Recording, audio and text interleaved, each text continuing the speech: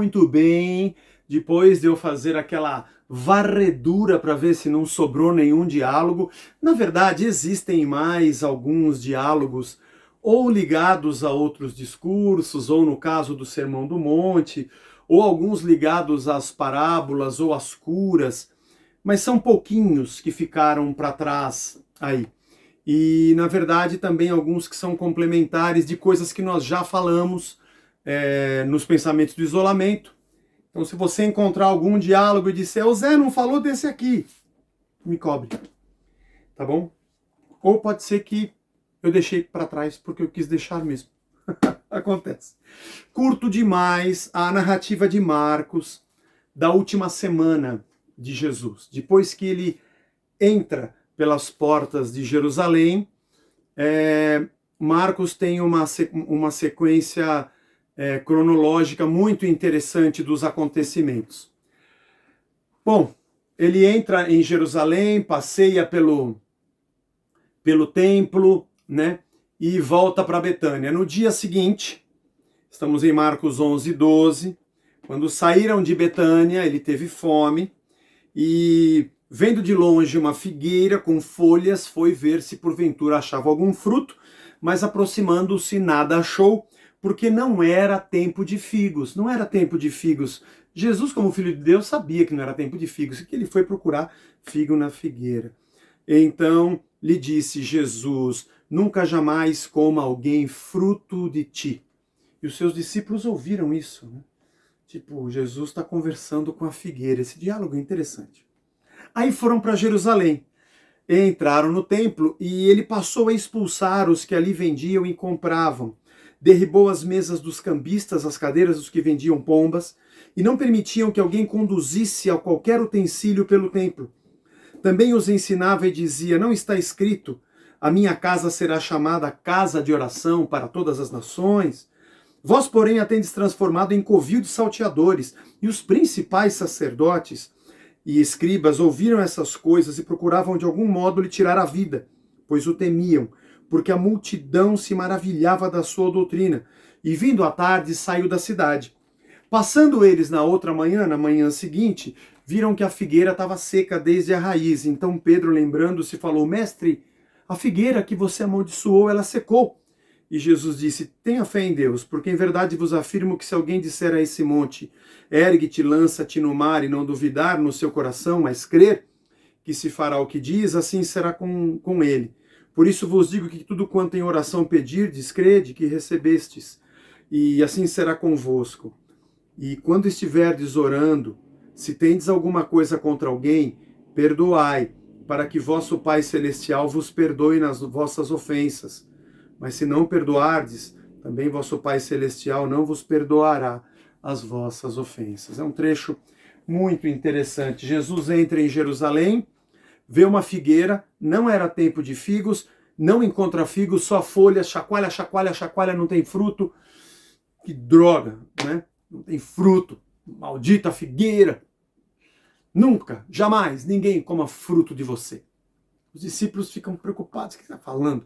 Mas quando ele entra em Jerusalém, e o interessante é que passa numa manhã e amaldiçoa, na outra manhã a figueira está seca, e no meio das duas histórias, Jesus expulsando os cambistas do templo. Sabe que o templo tinha o ciclo, a sua moeda do templo, que só circulava dentro do templo. Do lado de fora do templo, tinham outras moedas, o denário romano, a dracma grega, e quando você fosse comprar um animal para o sacrifício, ou fosse dar uma oferta, uma moeda no templo, no gasofilácio, você tinha que fazer o câmbio. E aí tinha o ágio e o deságio. Era um grande negócio este comércio. Na verdade, os saduceus, que tinham o direito de indicar o sacerdote, que na verdade era avalizado por Roma, por César. E, obviamente, tinham também esse direito. Eles comandavam o comércio ali no templo, né? E isso dava muita grana. Eles eram a aristocracia nesse primeiro século em Jerusalém. Vale a pena entender essa história porque não é à toa que Jesus está ali os expulsando. Então, além do comércio das ofertas, Eu fico imaginando alguém, ó, tenho que entregar uma pombinha. Quanto que tá a pombinha? Ah, a pombinha é tantos ciclos. Mas tá caro, hein? Ah, vamos fazer uma pechincha. Negociação com o meu arrependimento, com aquilo que eu vou entregar a Deus. Além disso, o câmbio, a moeda, o banco. Isso aqui é uma casa de oração. Não é um banco para vocês ganharem dinheiro. E ele também não permitia que as pessoas carregassem coisas, porque aonde ficava o templo, o pátio, eles usavam para cortar caminho. Bem isso mesmo. Para quem vinha por fora da cidade, entrava pela porta no vale do Monte das Oliveiras, o vale que eu esqueci o nome agora, mas enfim. E eles entravam por ali para não ter que dar volta e entrar por outra porta, a porta do comércio, ou mesmo do tanque de Betesda. Entra pela principal, corta caminho por dentro do pátio do templo, carregando alguma coisa. Jesus falou, pera. Vocês não estão entendendo. E olha que Jesus disse que aquele templo ia ser destruído e reconstruído em 3 dias. E depois, no dia seguinte, eles passam e a figueira está seca. A figueira é uma parábola. Ela representa Israel, que deveria ter dado frutos, mas não deu. Que tem as suas desculpas para dizer, não é época agora, não é o tempo. Que ainda esperam um outro tempo para o Messias, ou um outro Messias, ou uma outra época.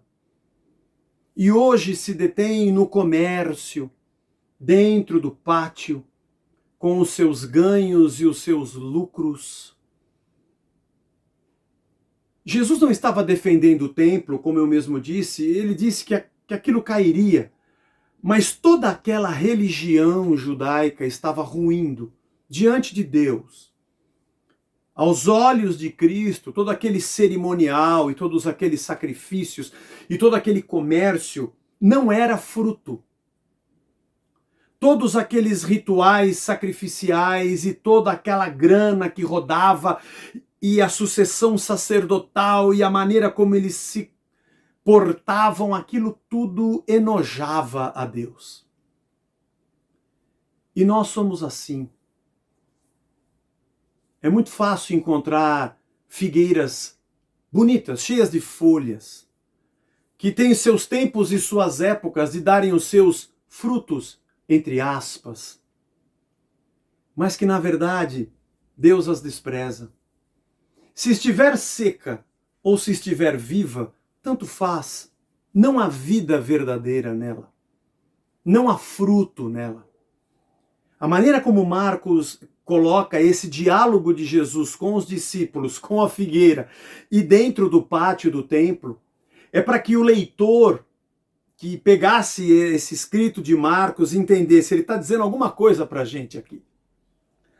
Jesus está amaldiçoando Israel e dizendo, vocês não são frutíferos. Tem muita folha, tem muito comércio, tem muita coisa acontecendo, há um movimento maluco, é um entra e sai de gente, é uma multiplicação na época das festas. Nossa, como afluem pessoas de todas as regiões, quanta fama existem nos encontros, quanta gente vem para adorar naquele templo e faz o seu comércio e compra o seu sacrifício e troca o seu dinheiro. Quanto gira, o quanto essa religião faz acontecer. Mas quando você chacoalha, não há fruto. Essa é uma constatação triste. Quando nós temos a nossa religião cheia de folhas, vai e vem, e relatórios, e muita gente, muita coisa acontecendo, muitos eventos, sabe? Muitas ofertas, muitos sacrifícios, aquela multidão em festa, e Deus olha e dá uma chacoalhada. Tem algum fruto de vida? Transformação, compaixão, amor, temor, corações quebrantados, gente com vida moldada pelo Espírito, novamente, novo coração, novidade de vida, ou é o velho comércio conhecido? Vale a pena esse diálogo de Jesus com a figueira e o que ele fez no templo, batendo papo com os discípulos depois. Não há perdão para quem não vive a misericórdia. Ela secou. Perdoem vocês uns aos outros e vivam na misericórdia do perdão de Deus. Porque gente que não está preocupado com graça e com misericórdia não vive o ambiente do reino. É isso aí, galera. Até o próximo episódio.